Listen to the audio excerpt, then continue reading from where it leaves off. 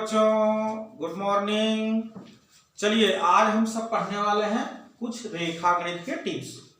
रेखागणित जहां से स्टार्ट होती है, आपकी रेखागणित की अवधारणाएं जहां से हम रेखागणित को पढ़ना शुरू करते हैं, ठीक है।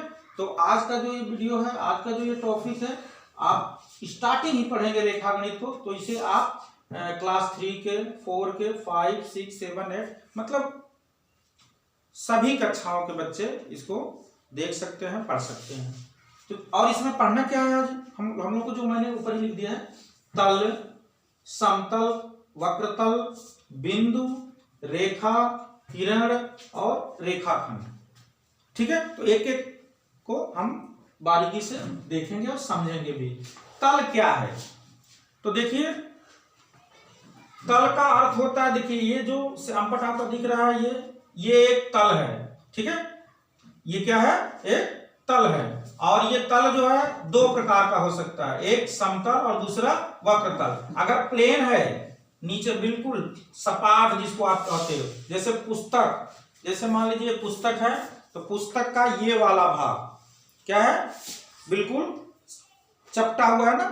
अब इसको आप क्या कहोगे, इसको कहोगे समतल। क्या कहोगे, समतल। चलिए, और वक्रतल क्या है, जैसे आप मान लो कोई पत्थर ले लिया आप, तो कोई पत्थर आप ले लिए, तो पत्थर नीचे ऐसा है और ऊपर जो है जाकर के इस तरह का है, तो नीचे का जो ये भाग है, ये तो समतल है क्योंकि जो जमीन पर पड़ा हुआ है, और ऊपर का ये भाग है, ये इसको कहेंगे वक्रतल। क्या कहेंगे, वक्रतल कहेंगे। और नीचे का ये जो चपटा वाला भाग है, इसको हम कहेंगे समतल। क्या कहेंगे, समतल। जो पृथ्वी पर या जमीन पे जो सटा हुआ भाग है, इसको हम कहेंगे समतल, ठीक है ना। जैसे मान लीजिए एक चीज ये ऐसे देख लीजिए, तो ये वाला जो भाग है ये क्या कहलाएगा, समतल। क्या कहलाएगा, और जो ये वाला जो भाग है वो क्या कहलाएगा, वक्रतल। क्या कहलाएगा, वक्रतल कहलाएगा। तो चलिए तल जान लिए, समतल और वक्रतल। अब हमको जानना है बिंदु, ठीक है। बिंदु किसे कहते हैं, तो देखो बिंदु, बेटा बिंदु की कोई परिभाषा नहीं है, क्योंकि ये अपरिभाषित है, इसकी कोई परिभाषा नहीं है। इसे किसी भी तल में रखा जा सकता है ऐसे करके, और यही है बिंदु, ठीक है। इसमें लंबाई, चौड़ाई और मोटाई, ये तीनों नहीं होती है। न इसमें लंबाई होगा, न इसमें चौड़ाई होगा, और न इसमें मोटाई होगा। इसीलिए इसको हम कहते हैं अपरिभाषित, इसकी कोई परिभाषा नहीं है। इसे किसी भी तल में कहीं भी रखा जा सकता है, यानी बिंदु में न मोटाई होगी, न लंबाई होगी, न चौड़ाई होगी। इसे हम किसी भी तल में कहीं पर भी हम रख सकते हैं। चलिए अब बिंदु हो गया, अब हम लोग जानेंगे रेखा के बारे में। रेखा क्या है,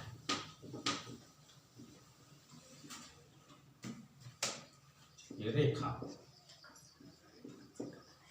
तो देखिए बिंदुओं के समुच्चय को रेखा कहते हैं। देखिए कई बिंदु ऐसे ऐसे कर दिए, डॉट डॉट डॉट, अब इसको आप ऐसे मिला दोगे, ये रेखा बन गई, ये बन गया रेखा। ये दोनों तरफ इसको बढ़ाया जा सकता है, इधर भी और इधर भी, ठीक है। और एक चीज और हम कह सकते हैं कि दो या दो से अधिक बिंदु, दो या दो से अधिक बिंदु जब आपस में मिलती हैं,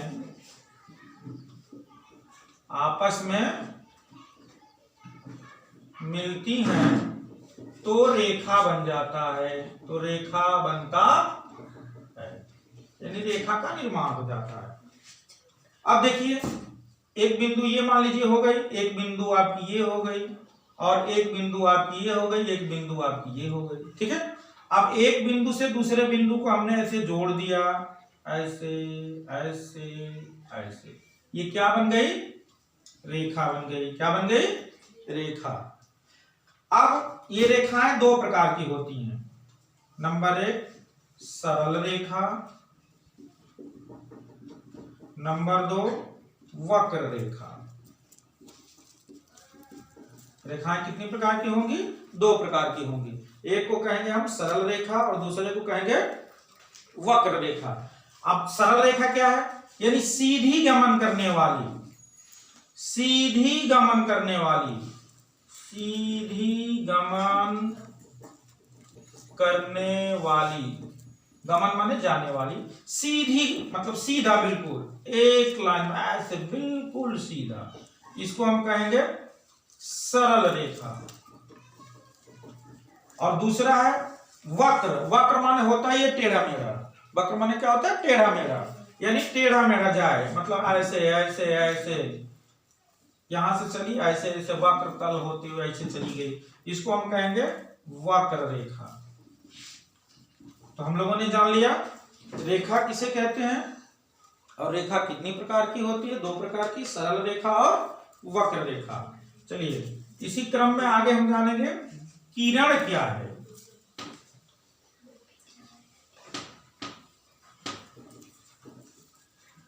किरण क्या है?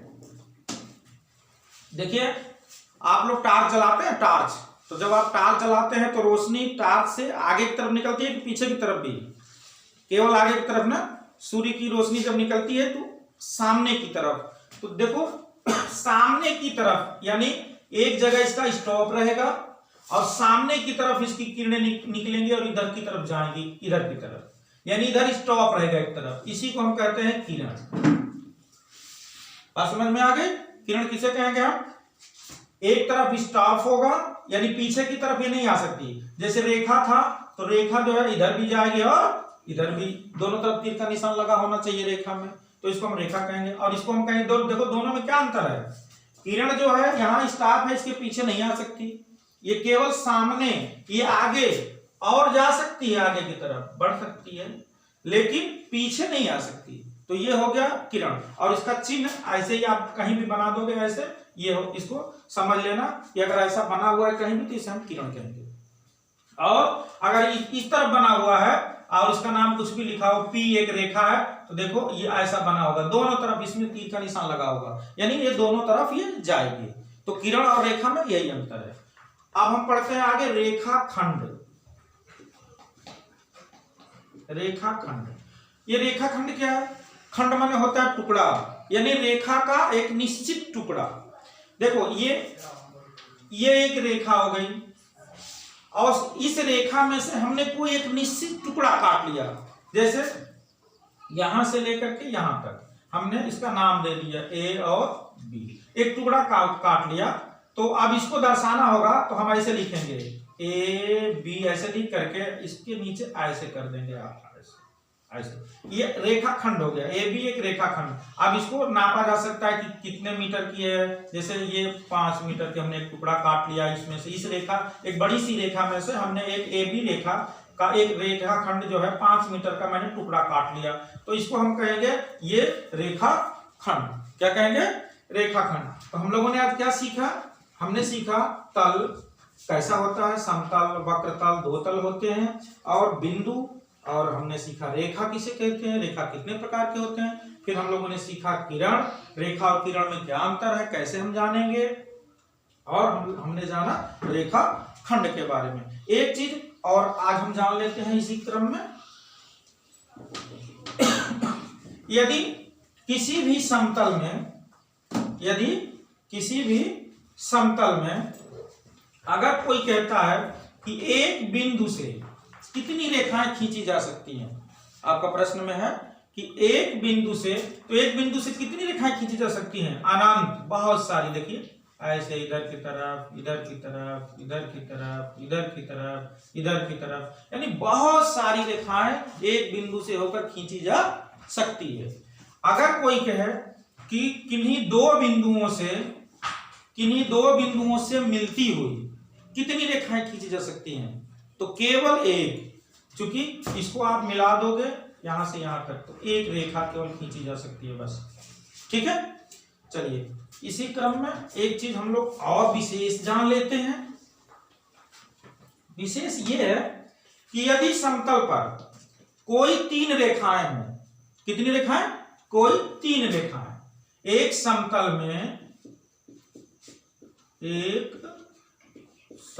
में कोई तीन रेखाएं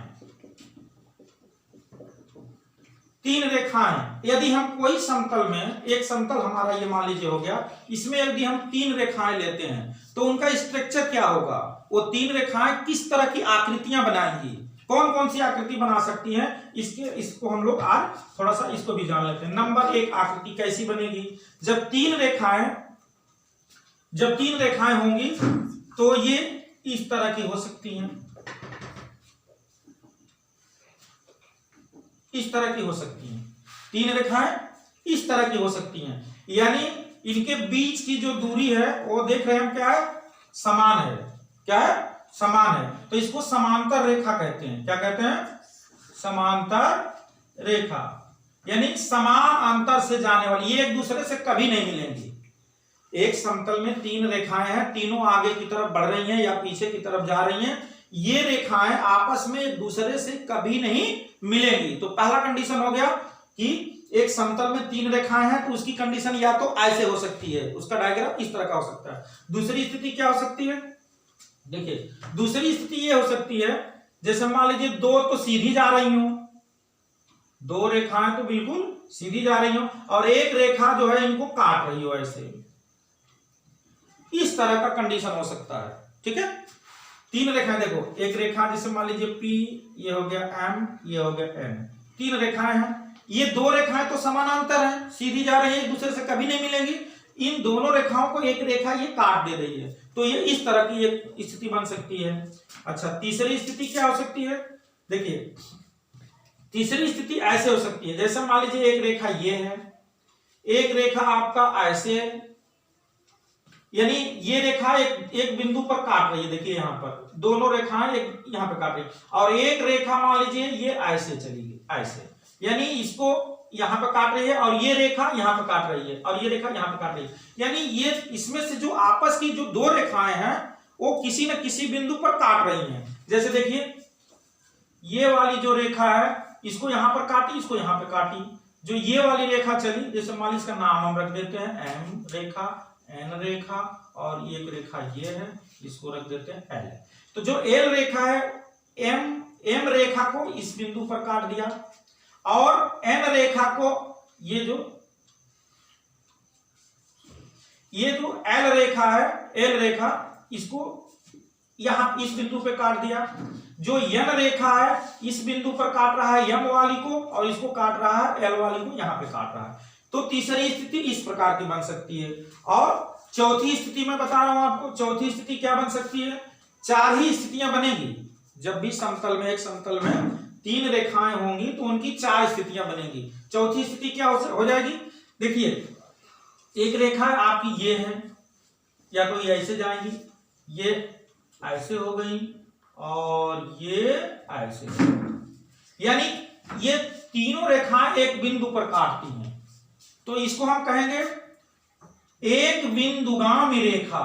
क्या कहेंगे, एक बिंदुगामी रेखा, यानी एक बिंदु से होकर, तो मान लीजिए इस बिंदु का नाम हम और रख देते हैं, ये मान लीजिए P रेखा है, ये R है, ये S है, तो देखो P, R और S तीनों चली, लेकिन एक बिंदु ऐसा है उभयनिष्ठ बिंदु जो तीनों वहीं पर आकर के मिल रही हैं, तो ये चार स्थितियां आपकी बनेंगी। एक समतल में जब तीन रेखाएं हों और वो गमन कर रही हों तो यही चार स्थितियां आपकी बनेंगी। तो चलिए आज के लिए हम वीडियो को यहीं पर खत्म करते हैं, अगले नेक्स्ट वीडियो में हम आगे लेकर के आएंगे।